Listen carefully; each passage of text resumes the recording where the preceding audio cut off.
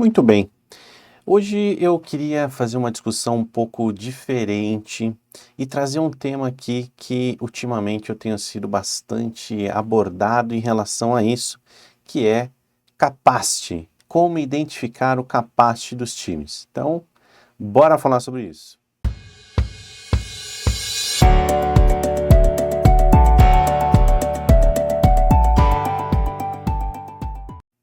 Eu gosto muito de fazer uma analogia com capacity, algo que a gente consiga trazer para algo mais tangível. Então, como trabalhar esse tema de uma forma que ele fique um pouco mais tangível, mais perceptível para todos. Isso vai ser o grande fator de decisão, e na realidade não é nem decisão, mas um fator que ele vai ser um contribuinte para você conseguir usar da melhor maneira possível o Capacity, né? Eu acho que antes mesmo da gente falar sobre como identificar, eu tenho que entender o porquê eu posso utilizar, por que eu preciso identificar o Capacity, né? Então pensa aí, o que que você acha que o Capacity ele vai beneficiar o seu dia a dia, as atividades com o seu time e tudo mais?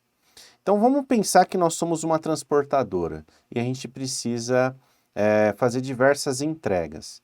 Como saber quantas entregas eu posso fazer ou não? Imagina que você vai sair para fazer as entregas e no momento em que você carregar o caminhão, o cliente lhe será avisado de que, olha, a sua entrega saiu, está no destino, está em rota para a sua entrega. Imagine a frustração que você tem ao final do dia e você não receber essa entrega.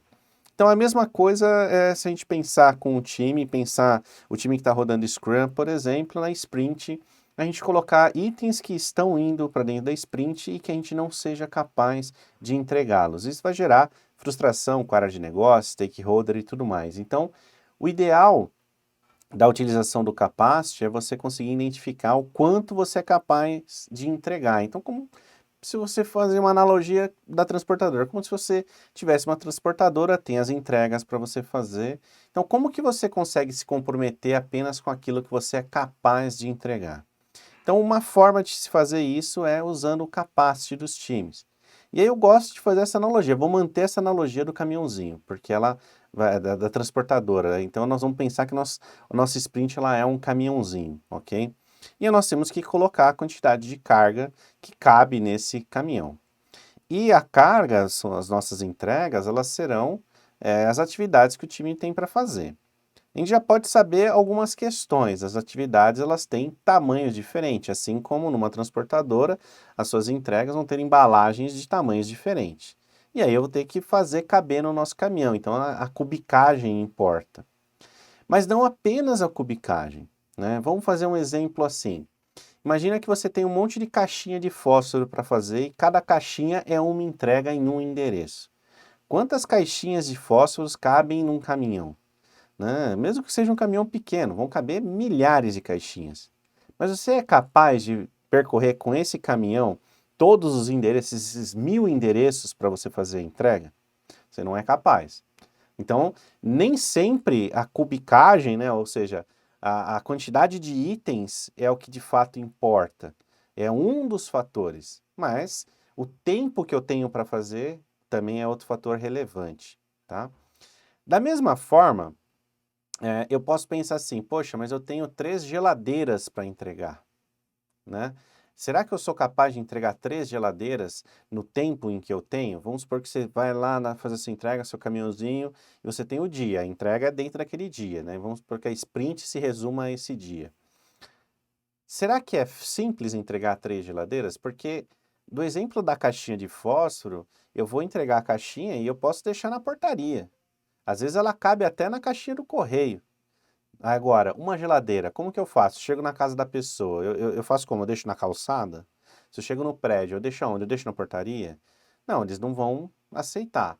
Então, geralmente a geladeira eu vou ter que subir ou entrar dentro da casa da pessoa e colocar o mais próximo possível de onde ela vai utilizar. Então tem esse esforço adicional que a gente tem que medir, que não é simplesmente entregar a geladeira. Então as coisas, elas têm tamanhos diferentes e esforços diferentes. Isso tem que ficar muito claro, tá? Então, fazendo uma analogia dessa do caminhão, como eu estou conversando com vocês, vamos supor aqui, vou compartilhar minha tela com vocês, Então aqui está o nosso caminhãozinho e aqui são as nossas entregas que nós precisamos, as atividades do time. Elas têm tamanhos diferentes, tá? Eu poderia usar tamanho de camiseta, né, t-shirt lá. Então esse é o G, esse aqui vai ser o M, esse aqui vai ser o P e esse aqui, sei lá, vai ser um PP, né?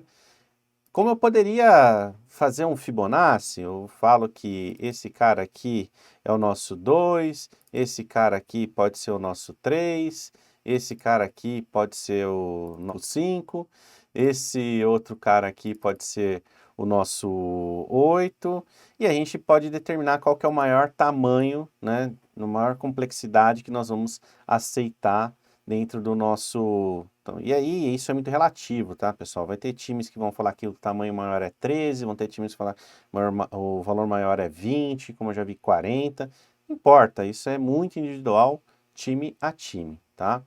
Então, eu não vou pôr tamanhos nem nada, mas só para mostrar aqui que a gente tem tamanhos, né? Então, imagina que se eu tivesse que colocar dentro do caminhãozinho, né, as nossas caixas, ó, eu coloquei esse cara aqui e ele não cabe, eu não consigo ocupar esse espaço aqui de cima, né? Ele vai caber lá sozinho. Assim como, será que eu consigo empilhar dois desse tamanho aqui? Ó, não cabe, vai ultrapassar, né? Então eu poderia, sei lá, colocar ele girando, né? Aqui assim, aí, pô, agora coube aqui, né? Então eu poderia ir mensurando junto com o time a quantidade de itens que eu posso colocar dentro do meu caminhão. Então, essa é a questão. A partir da prioridade, né? A partir da prioridade dos itens, nós vamos vindo e vamos colocando. Isso aqui é identificar a capacity, tá? Não estou dizendo que essa é a melhor forma de se fazer, tá? Outra coisa, eu não estou dizendo também que eu tenho que fazer caber as coisas o máximo possível aqui dentro do meu caminhão. Isso aqui é o jeito errado de se fazer, ok? Então, vamos pensar de uma maneira mais estratégica como que seria o correto da gente pensar em capacity, né? Como que eu deveria me adequar aqui ao capacity do nosso time, tá? Então, primeira pergunta que a gente tem que responder antes mesmo da gente começar, né, a medir a capacidade e tudo mais, né? Eu tenho que identificar o objetivo da sprint que nós vamos estar, né? Então, qual é o objetivo da nossa sprint, né? Eu teria que conseguir, né, o PO, ele tem que trazer para o time essa visão assim, qual que é o objetivo, né? Uma vez que eu tenho um objetivo, sei lá, nessa analogia que eu colocar aqui, eu vou falar assim, que o objetivo seriam todas as entregas de São Paulo capital, tá? Então eu vou colocar o seguinte, que o meu objetivo são as entregas de São Paulo capital. E aí eu posso pegar e identificar dentro do nosso cenário aqui, quem são as entregas de São Paulo que nós precisamos fazer, tá? Eu vou pegar e vou identificar, então vou pintar aqui, ó, de verde, as entregas que são de São Paulo capital. Ou seja, quais itens, quais atividades do nosso time, elas correspondem ao objetivo da nossa sprint. Isso é uma coisa que nós temos que ter visão. A partir daí, a gente começa a pensar no capacity, né? Então eu vou trazer os itens para o nosso caminhão aqui, em relação àquilo que é esperado. Deixa eu pôr para trás esse cara aqui. Aquilo que é esperado junto ao objetivo do meu sprint. Eu posso pegar e ir colocando as nossas encomendas aqui no nosso caminhãozinho, que eu já identifiquei o quanto eu sou capaz, né? Eu já tenho esta visão de capacidade, ou seja, o caminhãozinho a gente já conhece, né? O caminhão ele não é desconhecido. E aí, seja por Fibonacci, seja por outros meios aqui, a gente consegue com isso ter essa visão. E aí eu pego e identifico que, opa, é possível entregar.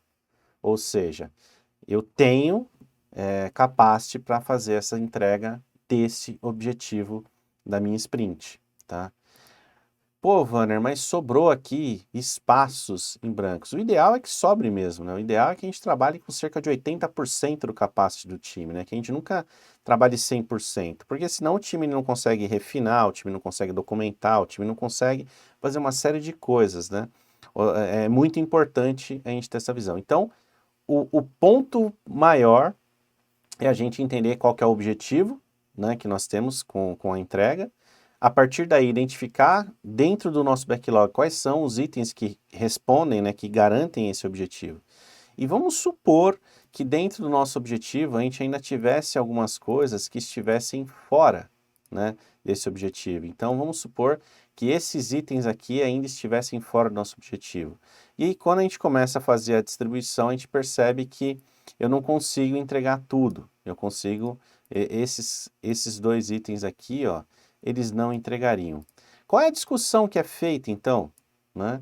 A discussão é junto do PO olha, esses dois itens aqui não sendo entregues, a gente consegue garantir o objetivo? Né? Ou é possível, a partir desses entregáveis aqui, que são os mais prioritários, a gente conseguir traçar um objetivo melhorado, adequar esse objetivo? Então essas são as discussões que a gente tem que fazer quando a gente fala de capacity. Então é esse o olhar que a gente tem que ter. Não é o time simplesmente chegar e falar, não, eu vou ter que empurrar essas duas caixas aqui para dentro de qualquer jeito, né? Porque lembra a historinha, né? A caixinha de fósforo. Eu caberia 1000 caixinhas de fósforo aqui, mas eu tenho condição de entregar as 1000? Né? Eu faço uma analogia muito a uma vez que eu viajando, a gente estava num lugar muito paradisíaco e tinha fotos lá para fazer debaixo d'água, né? E o fotógrafo estava lá, ele tinha uma câmera subaquática, ele queria fazer essas fotos.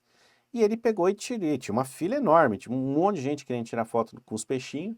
Ele pegou, acabou o filme dele lá, né, ainda era em filme, né? Sou um ancião. Acabou o filme da câmera, ele falou assim, ó, pessoal, acabaram as fotos, tal, não sei o que. Eu falei, não, mas como assim acabou, né? Faltavam umas 3 pessoas para vir a minha foto. Eu falei, não, é que eu tiro 24 fotos apenas. Eu falei assim, não, mas lá no barco vende filme, né? Eu falei assim, não, é que eu não consigo entregar, porque eu ainda tenho que revelar, aí depois tem muitos endereços, eu tenho que fazer as entregas. Ou seja, esse cara, ele limitava o capacity dele. Ele não estava pensando na quantidade de fotos que ele deixou de ter, mas é na quantidade de fotos que ele consegue atender. Então ele determinava o capacity. A gente tem que pensar muito nesse sentido. Então, quando a gente fala de capacity de time, a gente está falando muito do quanto, não é só assim, pensar no todo, né, ocupar todos os espaços do nosso caminhão, mas a gente entender o quanto nós somos capazes de fato de entregar. Então, eu sei o quanto cabe no caminhão, mas eu tenho que identificar também o quanto eu sou capaz de entregar. Então, essa é uma conversa importante que a gente tem que ter. Então, não é simplesmente você chegar lá e determinar que o time é capaz de entregar 120 pontos, né, que você vai garantir que você vai ter 120 pontos. Pensa na geladeira. Se você tivesse 4 geladeiras para entregar, será que você consegue? Né? E outra, qual é o esforço no final do dia? Né? Como estaria as suas costas no final do dia? Então, tudo tem as condições e aí nós vamos medindo complexidade e tudo. Então, a participação do time nessa decisão ela é importantíssima. Eu vou demonstrar mais para frente num outro vídeo aqui como você calcular o capacity baseado no SLE. Essa também é uma outra técnica aí para a galera de Kanban e tudo mais. É uma técnica muito boa, beleza? Então, eu espero você num próximo vídeo.